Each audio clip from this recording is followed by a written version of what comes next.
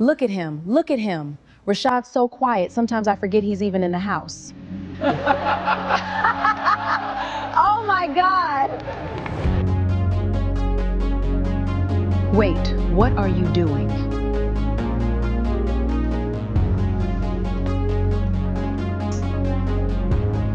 Honey, what's wrong with you? 10 years. Every time you made me the punchline in front of people I love, I laughed along. Son.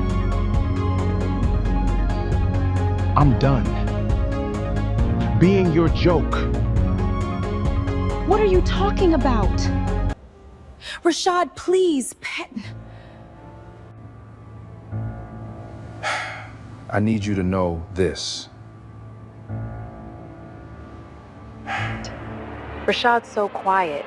Sometimes I forget I'm even married.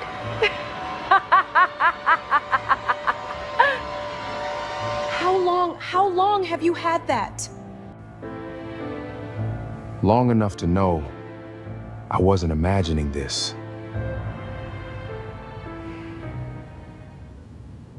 My name is Maya Brooks. I'm 36 years old, and for most of my adult life, I believed one simple thing. If a marriage still made people laugh, it was still safe. I was wrong, and it took losing everything to understand how wrong. This is the story of the night I mocked my husband in front of 40 guests at our 10th anniversary dinner, and the 5 words he said back to me that ended our marriage before dessert was even served. Before we get into the story, I want you to sit with me a moment, the way you would over coffee at my kitchen table. Because what happened that night wasn't really about one bad joke. It was about 10 years of them. I used to believe laughter was armor, that if I kept a room smiling, nothing underneath could ever really crack. My mother taught me that without meaning to, teasing my father lightly at every dinner table I ever sat at as a girl. And I carried that habit into my own marriage like it was a gift instead of a blade. I didn't see the storm coming, not really, even though, if I'm honest, some small part of me had been waiting for it, the way you wait for a change in the air pressure long before you ever hear the thunder. The restaurant was called Portico, tucked on a quiet stretch near South Michigan Avenue in Chicago's South Loop.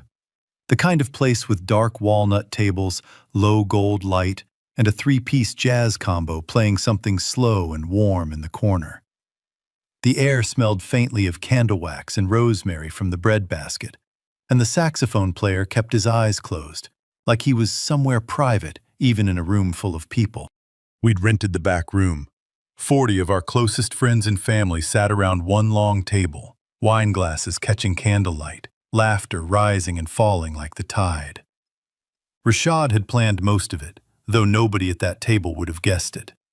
He always did the planning. He was the one who called the restaurant 3 weeks early to make sure they still had the private room with the view of the courtyard fountain. He was the one who remembered, without being asked, that I don't eat cilantro, and quietly told the chef to leave it off my salmon. He filled everyone's wine glass before his own ran low. Early in the night, before anything went wrong, he raised his glass toward me, quiet enough that only I could hear it, and said simply, "To my wife." He smiled, that rare, warm smile of his, every single time our eyes met across the table. People noticed.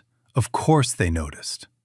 My cousin Denise leaned over near the start of the night and said, only half joking, "Girl, if you don't want him, send him my way." My coworker Angela called him husband goals, loud enough for the whole table to hear. Even Mama Gloria, Rashad's mother, sitting 2 seats down in her good church dress, patted his hand and told everyone, the way she always did, that her son was the last good man left in Chicago. I should have just let that be the truth of the evening. I should have let him have that. Instead, I picked up my champagne flute, tapped it twice with a spoon the way you do when you're about to make a toast, and I smiled at the whole table before I ever looked at him. My hand trembled slightly around the stem of the glass as I raised it. A small tremor, I told myself, was excitement, not warning. Perfect husband, I said, laughing, waving a hand in his direction. Y'all are too kind. He's so quiet, half the time I forget he's even in the house. A ripple of laughter went around the table. Not cruel laughter, not on purpose anyway. The kind that comes easy when everyone's had 2 glasses of wine and nobody's thinking too hard about what they're laughing at. I kept going. I always kept going. If we waited on Rashad to plan anything, we'd still be planning our honeymoon from 10 years ago. Bigger laugh that time. Someone at the far end of the table snorted into their drink. Every household needs at least one person confident enough to actually make a decision, I added, tapping my own chest, grinning wide. The table roared. Rashad laughed too. That's the part I want you to understand. He laughed along, the way he always did. But if you had been sitting where I was sitting, close enough to see it, you would have noticed the laugh didn't quite reach his eyes. You would have noticed how he set his fork down, slow and deliberate, like he was setting down something heavier than a piece of silverware. You would have noticed the half second where his gaze dropped to his plate and stayed there just a beat too long. I noticed too, without understanding it, the faint rectangular outline of his phone in his jacket pocket, sitting heavier against the fabric than it should have. A small detail I filed away and forgot within seconds. I noticed all of it. And I looked away anyway. For a half second, a memory surfaced. The sound of my father's forced laugh at some dinner table tease of my mother's, decades ago, and the way he'd always laughed a beat too late. I didn't let myself linger on it. I picked up my wine instead and told myself I was imagining things I didn't have the right to imagine. At 6'2", built broad and solid from years of walking construction sites as a structural engineer, Rashad Brooks was not a small man. Not a man easily overlooked in a room. But there, at our own anniversary table, in front of everyone who loved us, he had made himself as small and quiet as a held breath. I didn't know it yet, but that quiet wasn't surrender. It never had been. Somewhere behind that patient smile, something in my husband had already been building for years. Carefully, silently, the way he built everything. One steady beam at a time. And in less than 90 minutes, at that very table, it was going to come crashing down on both of us. But first, you need to understand how we got there. You need to understand who Rashad Brooks really was, and what 10 years of harmless jokes had actually cost him. We met 11 years earlier at a community fundraiser in Maggie Daly Park. One of those warm June evenings when the whole Chicago skyline seems to glow pink along the lake.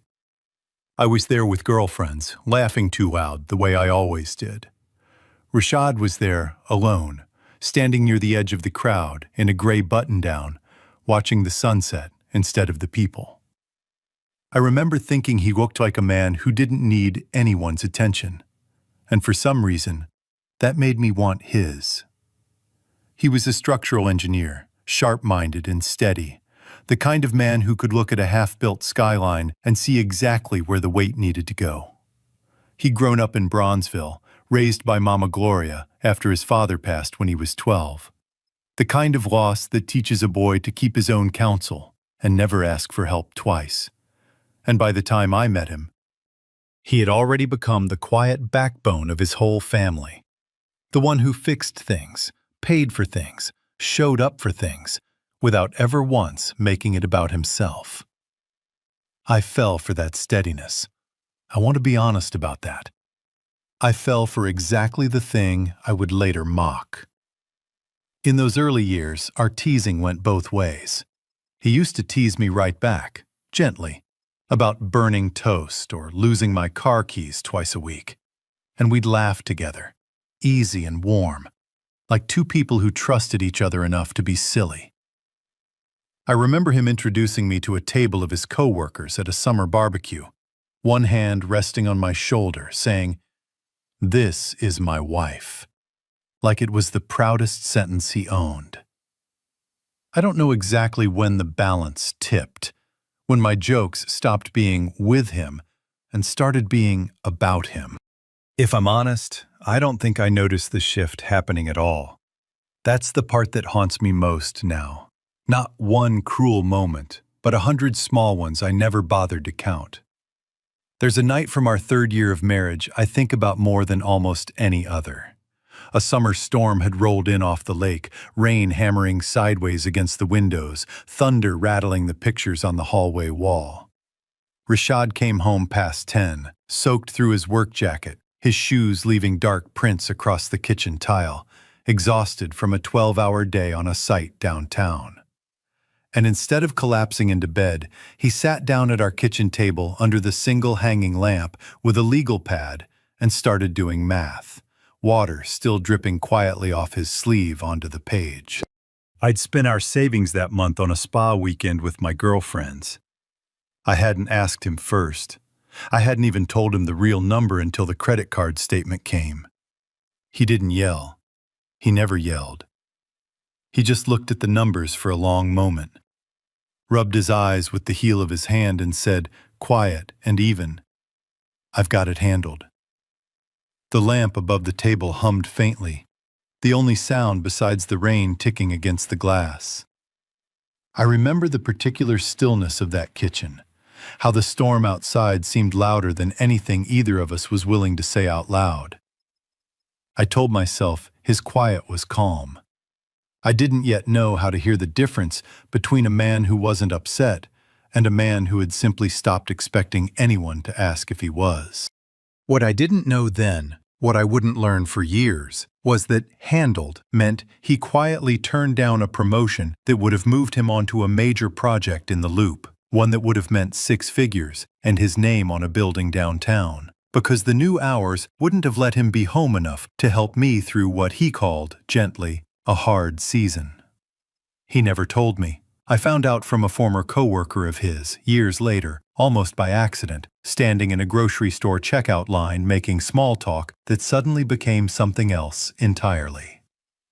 A year later, at Mama Gloria's birthday dinner in Bronzeville, surrounded by aunties and cousins and the smell of her famous peach cobbler cooling on the counter, I did it again.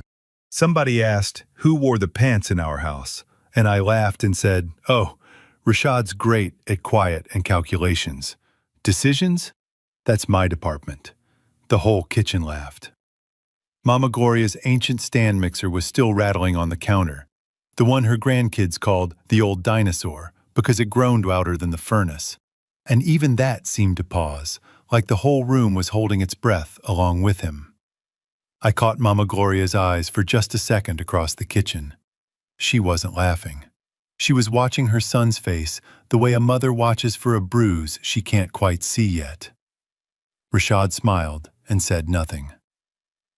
Later that night, after the dishes were done and the house had gone quiet, I couldn't find him. I checked the porch. I checked the bedroom. I finally found him alone in the garage, sitting on an overturned bucket under a bare bulb, holding an old photograph of his grandfather and quietly wiping his eyes. I didn't go in. I told myself I didn't want to embarrass him. The truth is, I didn't know what to say. What I learned much later was this. During that same unemployed stretch, nearly 2 years where I couldn't find steady work and grew more anxious by the month, Rashad had quietly sold a small parcel of inherited land on the south side, land that had belonged to his grandfather. Land he'd once talked about building a home on someday, just to keep our household steady. He never told me, not once. He simply absorbed the loss the way he absorbed everything, and let me believe our finances had just worked out. Somewhere in those years, Rashad started keeping a small leather notebook, its cover worn soft and dark at the corners like he'd been carrying it for a long time. I used to see him writing in it after long days, at the kitchen table, in the car before he came inside, sometimes late at night with just the lamp on. Once, half asleep, I asked him what he was working on, and he said, without looking up, "Just measuring the load," the same phrase he used for his job sites. I laughed and rolled over, thinking nothing of it. I never once considered that he might have been measuring something else entirely. How much weight he could keep carrying before something in him finally gave. By our 8th year of marriage, Rashad had stopped correcting me in front of people entirely. He'd just nod, let the laugh happen, and go still in that particular way, shoulders set, jaw tight for half a second, eyes somewhere far away. I used to tell myself that meant he didn't mind. Looking back now, I think it meant the opposite. I think it meant he had already started building something else, something I couldn't see yet, the same way you can't see a foundation once the building's gone up around it. That leather notebook, that quiet withdrawal, the way he started looking at me sometimes like he was already saying goodbye, months before he ever said the word out loud. I told myself he was just tired. I told myself it was work stress or middle age or the ordinary wear of a long marriage. I had no idea my husband was already somewhere I couldn't follow, already deciding, quietly and carefully, exactly how much longer he was willing to be laughed at in front of people who called it love. What was he really writing in that notebook? And how long had he been planning his exit before I ever noticed? Rashad kept a secret notebook, tracking every sacrifice he made for 4 straight years, and never once showed it to the woman he was making them for. Was that quiet self-protection? Or was he just as guilty of hiding the truth as she was of mocking him out loud? Comment yes if keeping the notebook was justified. Comment no if a man who truly loved his wife owed her that truth years sooner. We're counting the votes. Back at Portico, under the gold light and the low hum of the saxophone, I was still laughing at my own joke when I noticed the table had gone strangely quiet. Rashad set down his fork. He did it slowly, deliberately, the way he set everything down, like a man closing a ledger he'd been keeping open far too long. The small clink of metal against china seemed to echo louder than it should have.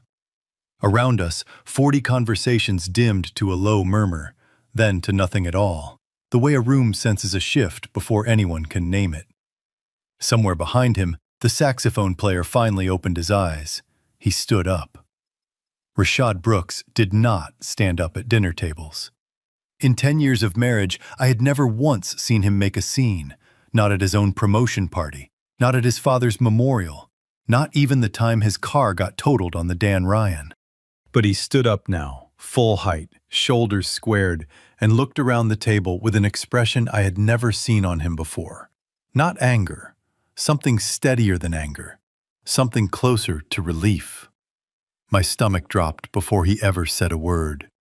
I remember thinking, with strange clarity, he's about to do something he's already decided. Not something rash, something rehearsed. Then he looked at me and he said 5 words. "I'm done being your joke." The silence that followed was total.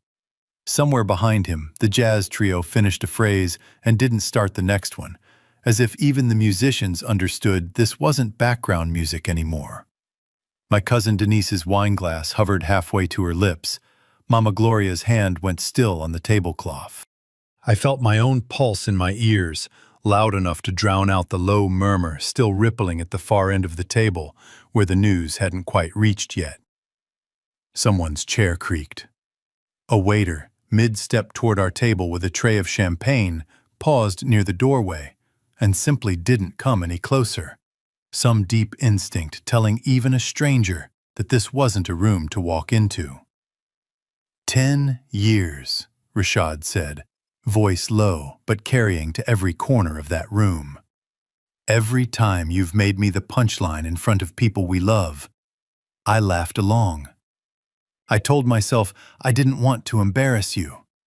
I told myself if I was patient, you'd notice on your own. He paused, and for a second his composure cracked just slightly, just enough for me to see how much this was costing him to say out loud. A small tremor at the corner of his jaw, gone almost as soon as it appeared. But tonight, in front of everyone who matters to us, you made it clear you don't respect me at all. And I think some part of me has known that for a long time. I just didn't want to be right. Rashad wasn't performing for the room. He'd spent 10 years quietly terrified of becoming invisible inside his own marriage. And speaking now, calmly, in front of witnesses, was the only way he knew to make that pain undeniable, instead of something Maya could laugh off again in private. What he wanted, more than an apology, was to finally be believed. The conflict tearing at him wasn't anger versus love. It was 10 years of loyalty finally losing to the simple, exhausting need to matter. I opened my mouth. Nothing came out. He reached into his jacket pocket and pulled out his phone. The same small, heavy shape I'd noticed against the fabric earlier that night without understanding what it meant. His hands, I noticed, were completely steady, steadier than mine had ever been in that moment. His thumb hovered over the screen for one long breath, as though even now some part of him was giving me one last chance to stop this before it started. I said nothing. He tapped the screen once, and an old audio recording began to play through the phone's small speaker, tinny but unmistakably clear. It was my own voice, from 4 years earlier, from a company holiday party in Hyde Park, in front of a room full of his colleagues. It wasn't some hidden recording. His firm had a habit of filming the toasts every year for their year-end reel. Camera passed table to table, and my words had simply ended up caught on it, the same as everyone else's that night. He'd asked a coworker for a copy months later, back when he was just starting to keep track of things. Rashad's so quiet, sometimes I forget I'm even married. Laughter in the background, his coworkers, people whose respect he'd worked years to earn. Every marriage needs one person who's actually got a personality. He let it play for 3 full seconds before he stopped it. I kept that, he said quietly, not to punish you with it tonight. I kept it because on the nights I started to doubt myself, started to wonder if I was overreacting, if I was being too sensitive, I needed proof that this wasn't in my head. I needed something to remind me that I deserve to be respected, even when my wife doesn't seem to think so. There is a particular kind of shame that doesn't announce itself with heat. It arrives cold, all at once, like stepping into lake water in April. That's what I felt then, sitting at that table, my own recorded laughter still hanging in the air between us. I looked around at 40 faces, people who loved us both, and I understood, all at once and completely, exactly what I had built over 10 years without ever meaning to. Not a marriage full of harmless jokes, a quiet record of humiliation, one careless laugh at a time. And my husband had been keeping score not out of bitterness, but out of self-preservation. Somewhere underneath the shame, a memory surfaced uninvited. His hands doing quiet math at our kitchen table years ago, steady even then. I understood all at once that steadiness had never been the absence of pain. It had simply been where he put it, instead of putting it on me. Rashad. My voice cracked. Tears came fast, the kind you can't stop even if you wanted to, sliding hot down my face in front of everyone. Rashad, please, don't. I didn't mean it like that. I never meant... I know you didn't mean it as cruelty, he said. And somehow that was worse. That's what took me so long to understand it myself. You never meant to hurt me. You just never thought about whether it would. I stood up too fast, knocking my chair back, reaching for his arm. Please, don't do this here. Please, we can talk about this. We can fix this. He looked at me, and for one long moment, something almost gentle passed through his eyes. Grief, maybe, or the ghost of the man who used to look at me like I hung the moon. Then it was gone, replaced by something calmer and far more final. I'm sorry, Maya, he said. I really am. But it's too late for sorry tonight. He sat back down. He didn't storm out. He didn't raise his voice again. He simply picked his fork back up, folded his hands, and waited, with a stillness that somehow felt more devastating than any anger could have, for the rest of the dinner to limp forward around the wreckage of what I'd just watched happen to us. A few guests near the far end of the table quietly gathered their coats within the next 10 minutes, murmuring apologies about early mornings. Nobody blamed them. Nobody at that table said a word for what felt like a full minute after that. Mama Gloria reached over and covered her son's hand with both of hers, not saying anything, just holding on. My cousin Denise wouldn't meet my eyes. Somewhere down the table, I heard someone whisper, "Oh my God," under their breath, and I understood that whatever this was, whatever came next, it was no longer something I could laugh my way out of. I sat there through dessert, through the last awkward round of goodbyes at the door, through the valet bringing our car around, feeling like the ground beneath 10 years of marriage had just been quietly, methodically removed, one board at a time, by a man who'd apparently been documenting its collapse the whole while. He drove us home in silence. I stared out the window at the lake passing by on Lakeshore Drive, black and endless under a thin moon, and I kept thinking the same 6 words over and over. What is he going to do now? I had no idea that Rashad Brooks had already answered that question for himself, months ago, in a leather notebook I'd never once thought to open. Was that recording the only thing he'd been quietly keeping? Or just the first piece of a plan I never saw coming? We didn't speak again until we were inside our house in Bronzeville. The door barely closed behind us before I broke down completely. This wasn't the performance of the restaurant anymore, the version of my grief that 40 people had just watched. This was just me, unraveling, with no one left to perform for. "Please," I said, my voice raw, mascara running in dark lines down my face. "Please, Rashad, I'll change. I swear to you, I'll change. I'll never do it again, not one more time. Not ever." He stood by the kitchen island, still in his dinner jacket, watching me with an expression I can only describe as tired. Not angry, just tired, the kind of tired that comes from carrying something heavy for far too many years. "I believe that you mean that right now," he said quietly. "I do. But I don't think you're crying because you understand what you did. I think you're crying because you're scared of what happens next." I didn't have an answer for that. Because some small, ugly, honest part of me knew he was right. He walked to the hallway closet, reached to the back shelf, and pulled down a manila folder I had never seen before. He set it on the kitchen counter between us and opened it without a word.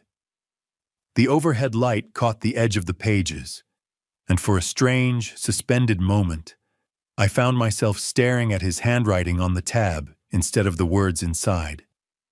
Neat, careful, unhurried. The same handwriting from 100 grocery lists and birthday cards, now holding something so much heavier. Divorce papers. Already drafted. Already reviewed. Dated 8 months earlier. 8 months, I whispered, staring at the date at the top of the page like it might change if I looked hard enough. "You've had this for 8 months?" "I've been building an exit for longer than that," he said. "Not because I wanted to leave you, because I needed to know that if I ever did, I wouldn't be leaving with nothing. I've spent the last 2 years running a small structural consulting business on the side. Nights, weekends, whatever hours I could find. 6 months ago, I closed on a small house in Hyde Park. It's already furnished. I moved half my things there last week while you were in Milwaukee visiting your sister. I felt the floor tilt beneath me. "You already have a house?" He nodded, not cruelly, just plainly, the way he explained everything, like a man walking a client through a blueprint. Then he opened his laptop on the counter and turned the screen toward me. A spreadsheet, years of it, column after column, dated back to our 5th year of marriage, labeled in his neat, careful handwriting. Personal cost. 2 major loop projects he'd turned down, each one worth a promotion he never got back. The 1969 Camaro he'd been restoring since college, sold at a loss during that same hard stretch when I was between jobs, because I needed the cash more than he needed the car. I remembered that car suddenly, vividly. The smell of the leather seats he used to condition every spring in our driveway. The way he'd whistle low under his breath while he worked, happier in those quiet hours than almost anywhere else. I hadn't thought about that car in years. He, clearly, had never stopped. I remembered, too, the Saturday he sold it. How he'd come inside afterward, washed his hands twice at the sink, like he could scrub away the transaction itself, and told me, smiling, that it was just a car. I'd believed him completely. That was the thing about Rashad. I was only now beginning to understand. He had never once lied to me. He had simply let me stop asking the right questions. That notebook, the one I used to catch him filling in at the kitchen table, in the car, late at night, with just the lamp on. I finally understood, sitting there, exactly what it had been for. Near the bottom of the spreadsheet was a single dated entry, so plainly practical it broke my heart worse than anything else on the screen. If nothing changes by our 10th anniversary, I need to let myself go.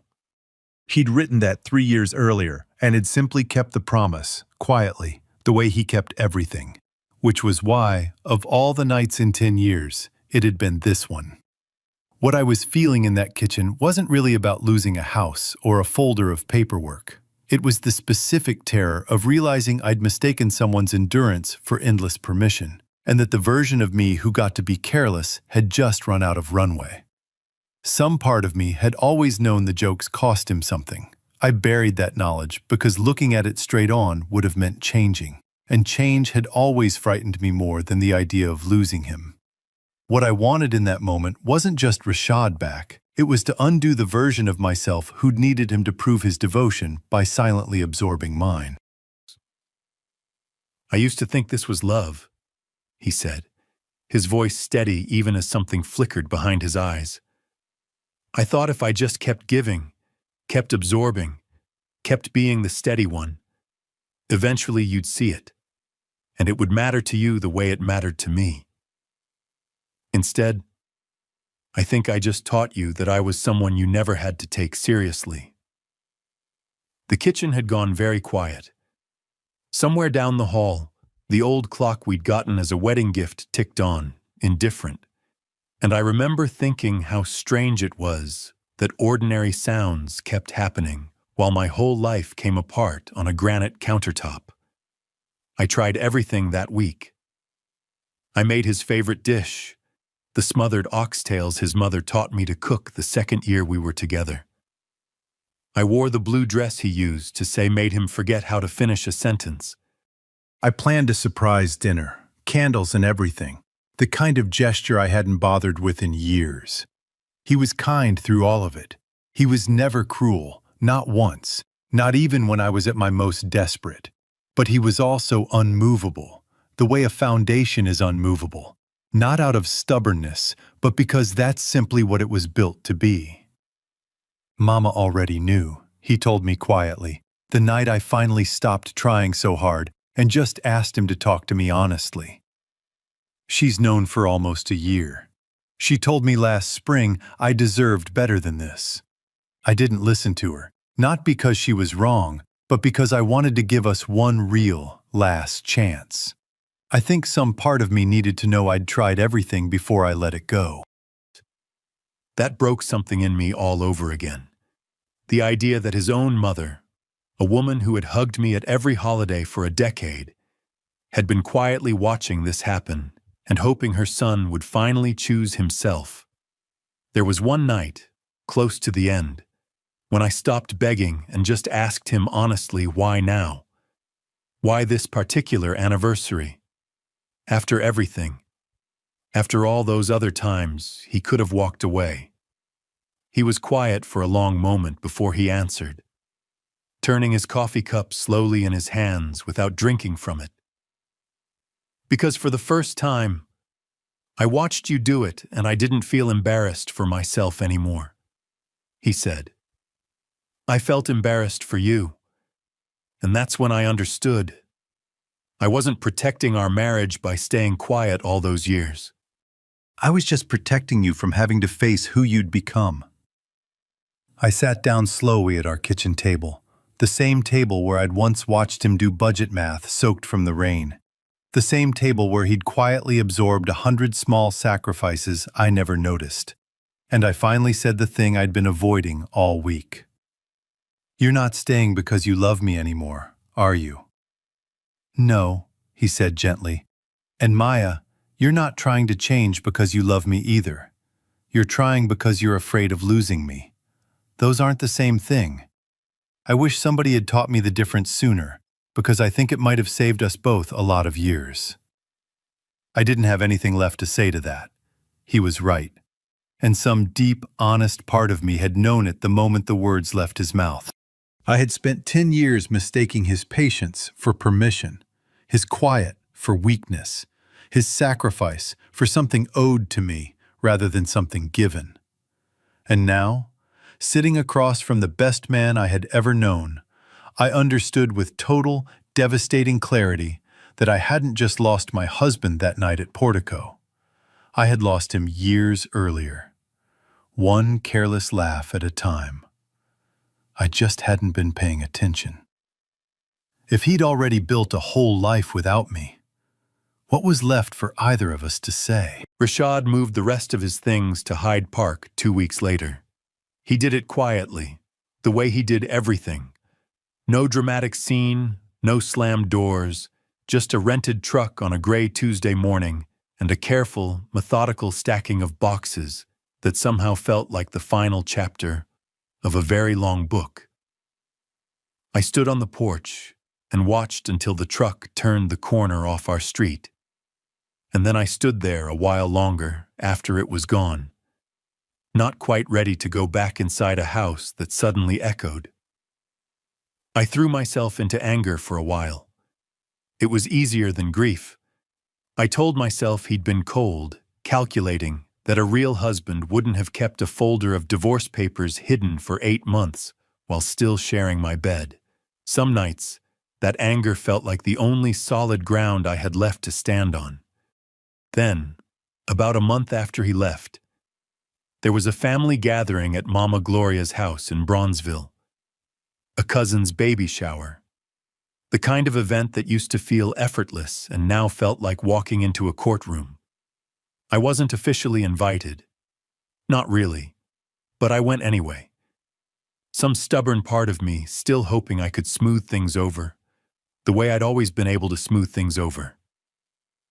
I found Rashad in the backyard, near the old grill his father used to man every 4th of July, talking quietly with my brother Trey. I wasn't trying to eavesdrop. I just happened to walk close enough to hear him say, in that low, even voice of his, I finally learned how to respect myself, Trey. Took me 38 years, but I got there. Trey clapped him on the shoulder and said something I wasn't meant to hear either, that he'd been the one to connect Rashad with a lawyer back in November, 9 months before that anniversary dinner. 9 months. I stood frozen by the fence, doing the math in my head, realizing that even my own family had been quietly helping my husband build his way out of our marriage, long before I ever gave him a reason he could name out loud. Before I left that afternoon, Mama Gloria found me by the gate, drying her hands on her apron. I braced myself for the same disappointment I'd been getting from everyone else that month. Instead, she just looked at me for a long moment, something softer than judgment in her eyes, and said, Baby, I'm not angry at you. I'm just tired of watching good people learn the hard way. She squeezed my hand once, briefly, and went back inside before I could find a single word to say back to her. I stood at that gate a long time after she'd gone in, listening to the muffled laughter drifting from the backyard, a sound that used to include me without question. It didn't anymore, and for the first time, I understood that some rooms don't close their doors out of cruelty. They simply stop waiting for you to walk back through them. I confronted the rest of my family that afternoon, more out of hurt than fairness. I asked them how long they'd known, why nobody had warned me. What I got back wasn't sympathy. It was a slow, uncomfortable unspooling of memory. My aunt reminding me of the time I'd embarrassed Rashad in front of his old college roommate. My cousin recalling a Thanksgiving joke that had gone further than a joke should. One by one, they laid out a pattern I hadn't let myself see while I was living inside it. Nobody was cruel about it. They didn't need to be. The truth did the work on its own. Rashad, through all of it, kept his distance with a kind of dignity I didn't know how to feel about yet. Not cold, not vengeful, just quietly moved on. The way you'd expect from a man who had spent years building an exit brick by brick rather than smashing his way out in one angry night. He didn't badmouth me to the family. He didn't need to. He simply stopped performing patience he no longer had to perform and let people draw their own conclusions from the space where his silence used to be. I went home that night to a house that suddenly felt 3 sizes too big, and for the first time since Portico, I let myself really sit with the truth instead of running from it. Not the version where I was simply unlucky, or where Rashad had overreacted, or where 10 years of jokes were just jokes. The real version, the one where I had built a habit over a decade of making the person who loved me most feel small in front of the people he trusted most, and had called it charm the entire time. It's a strange, humbling thing, realizing you weren't the victim of your own story. I won't pretend that realization came easily or all at once. It came in pieces, over weeks, in the quiet of an empty house, in a family gathering where nobody quite met my eyes, in the sound of my own recorded voice still echoing somewhere behind my ribs. But it did come. And once it did, I understood that whatever happened next between Rashad and me, I owed it to myself. And honestly, I owed it to him. To finally look at the truth instead of laughing it off the table. What would it take for me to finally become someone worth his respect again? And would it even matter? This late, 6 months passed. 6 months of therapy on Wednesday evenings, of long walks along the lakefront trying to untangle who I'd been from who I wanted to become, of finally, quietly, learning the difference between being loved and being allowed to get away with something. For my birthday that year, I planned a small gathering at Maggie Daly Park, the same park where Rashad and I had met 11 years earlier, back when he was a stranger in a gray button-down watching the sunset instead of the crowd. Standing near that same stretch of grass, I could almost feel the ghost of that June evening under my feet. The version of myself who had no idea yet what she'd build or break. Some part of me, I'll admit now, hoped the symmetry might mean something. I invited him. I told myself it was an olive branch. If I'm honest, some smaller, less noble part of me was still hoping for a public reconciliation. A chance to undo in front of witnesses what I'd broken in front of witnesses. He came. He wasn't alone. Her name was Naya, a soft-spoken elementary school teacher with kind eyes and an easy, unhurried way of standing beside him, her hand resting in his like it had always belonged there. I watched them walk up the path together, and I felt the whole afternoon go still around me the way that restaurant had gone still 6 months before. Rashad greeted a few old friends warmly. Then he walked over to where I stood, Naya a respectful half-step behind him, and he said, gently but clearly, in a voice everyone nearby could hear, "Thank you, Maya, for teaching me the most expensive lesson of my life. Never stay somewhere you're not respected." Nobody laughed this time. I looked around at the faces I'd once performed for so easily. Denise, Angela, cousins who used to howl at my jokes about my quiet, patient husband, and I saw something in their eyes I recognized immediately, because I'd felt it myself for months. Not judgment, exactly. Something closer to quiet pity. The particular kind reserved for people who finally understand a lesson everyone else learned a long time ago. I didn't cry in front of everyone that day. I'd promised myself I was done doing my grieving as a performance. But later that night, alone on my porch with a cup of tea going cold beside me, I cried for a long, long time. Not for the marriage I'd lost. Not really. But for the 10 years I'd spent not seeing the man I had. Somewhere in that quiet, I thought about how many times I'd introduced him at parties, at church, at family dinners, always the same easy phrase. My wife never once crossing my mind as something he might have wanted said back to him, out loud, with pride. I kept going to therapy. I wrote a long, honest post on social media a few weeks later. No tags, no names, nothing aimed at anyone but myself, about the cost of mistaking cruelty for humor and the slow work of learning respect after you've spent a decade practicing its opposite. I didn't do it for sympathy. I did it because silence had cost Rashad enough, and I figured the least I owed both of us was honesty out loud. As for Rashad, he was happy, genuinely, quietly happy, in a way I hadn't seen on him in years, maybe ever. Nia respected him the way I should have from the beginning, and watching that from a careful distance taught me more about the marriage I'd had than any argument ever could have. Some nights I still catch myself rehearsing old jokes out of habit, the reflex faster than the lesson. But now I let them die quietly in my throat, unsaid. And that small, private silence has become its own kind of practice. Proof that respect isn't a single decision, but 1,000 small ones, repeated until they finally become who you are. I think about him sometimes, still, not with bitterness anymore, but with something closer to gratitude, strange as that sounds. I picture him some mornings out on a job site in the Loop, hard hat under one arm, looking up at some half-finished tower reaching toward the sky.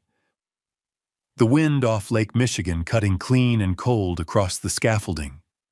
A man who spent a decade being underestimated by the person who should have known him best, and who built himself a way out of it anyway. One quiet, careful decision at a time. I lost my husband, but not because he walked away from me that night at Portico. I lost him because I spent 10 years laughing him out the door, one careless joke at a time, and never once stopped to ask what it was costing him to keep smiling back. This story reminds us that respect isn't something you owe someone only behind closed doors. It belongs in every room you both walk into. If you still have someone beside you who has never once made you the punchline, try this tonight. Pull out that photo box from the hall closet, the one with the curling edges, and on the back of just one photograph. Write down the exact thing you're grateful he never gave up on. Slide it under his coffee cup tomorrow morning. No explanation needed. And if you're navigating these years on your own now, keep that same loyalty alive a different way. Call one person this Sunday who once showed you what steady love actually looked like, and simply tell them so out loud. That's not sentiment for its own sake. That's how respect outlives everything else. These are authentic human stories shaped by real pain and real dreams. AI helped with grammar, flow, and structure, but the heart, the moral weight, and the life-changing lessons belong entirely to the human creators and their audience. Production team story and screenplay by Quinn Fung. Character development and visual conceptualization by Chris Nguyen. Video scripting and scene adaptation by David Nguyen. A passionate team dedicated to bringing this story to life.